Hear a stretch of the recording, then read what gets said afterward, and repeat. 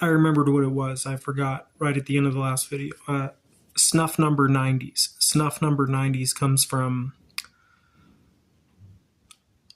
Love Potion Number 9, the old song, right? So Snuff Number 90s is about the men who were born in the 1990s and were basically guinea pigs for the computer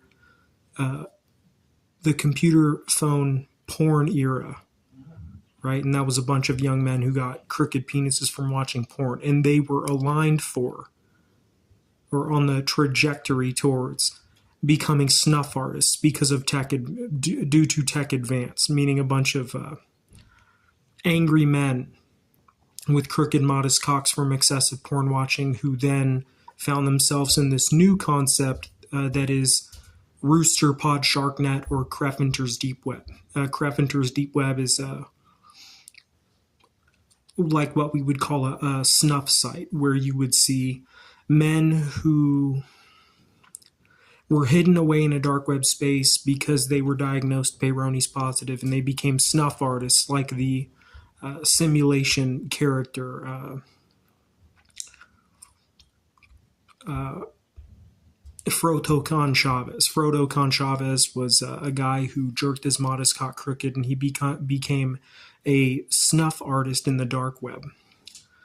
As a homeless man, a guy who would go back and forth between being in hotel rooms and on the street.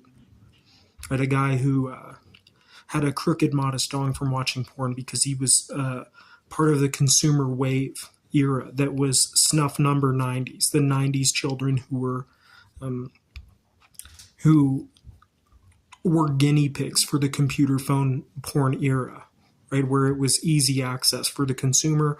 And that, of course, turned into a bunch of women going their own way and a mass of men with crooked, modest-sized cocks. And a bunch of those men fell into the snuff pit, right, the shank war. Frodo Con Chavez was one of those guys. He was a part of that wave, Snuff Number 90s.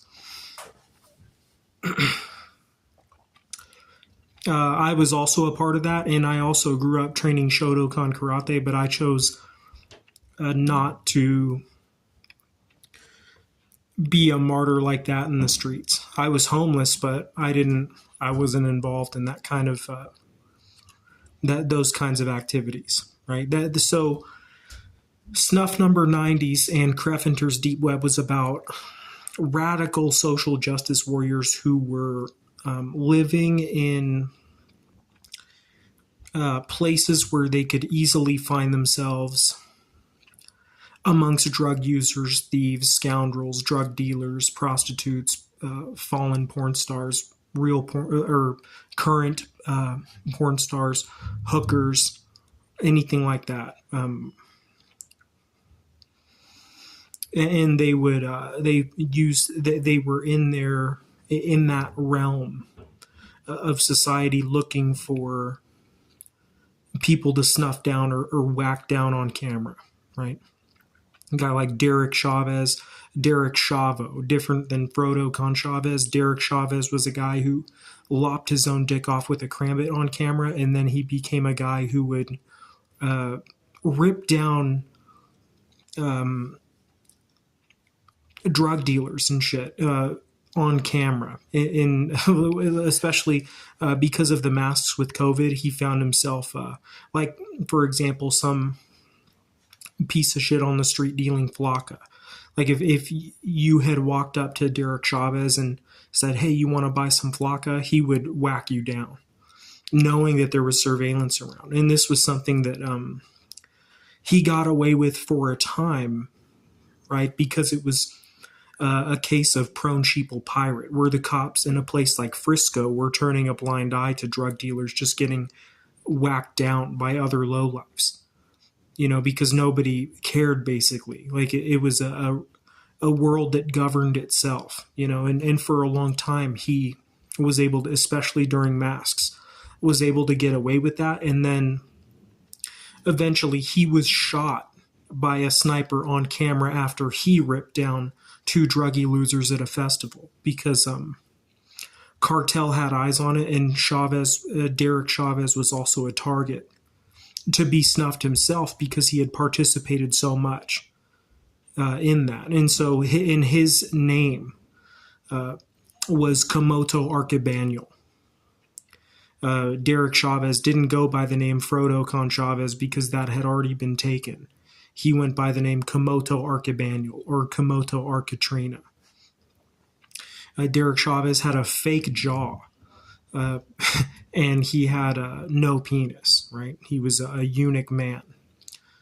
He had his balls still, and he was jacked on fucking roids, and he lived in a dark web space called Creffinger's Deep Web, the trash can.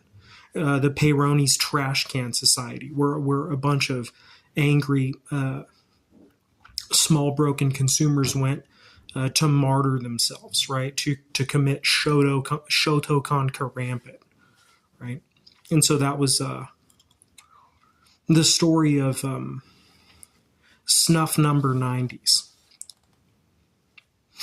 right? That era of men, the men who were born in the early to mid 90s, who were exposed to an abyss of hardcore pornography young because of the technological advance that was the computer phone and easy access to pornography, right? A plague, right? Something that a lot of leftists, like people try to accommodate and say that it's not that bad, but they don't talk about Peyronie's disease from excessive porn watching, and they don't talk about ethnic prone tendency, the idea that Peyronie's disease is more prevalent in some races than others. Hence, pornography is fascism, inherently fascist, because it'll turn into a race struggle and conflict. Right? It'll turn into people saying, "Oh, you guys are the disease race over there because you guys are more prone to jerking your skins crooked," and people use that to torture those people, right? Like other people will use that information, pornographic information, to starve out and injure people who are more ethnically prone, right? So, yeah, it turned out in the end, like people were wondering, what is the massive advance? Right? The massive advance was Llama Grokea AI, Llama Grokea, the machine that was bugged forever with Shotokan Krampit, right? So that's Snuff Number 90s.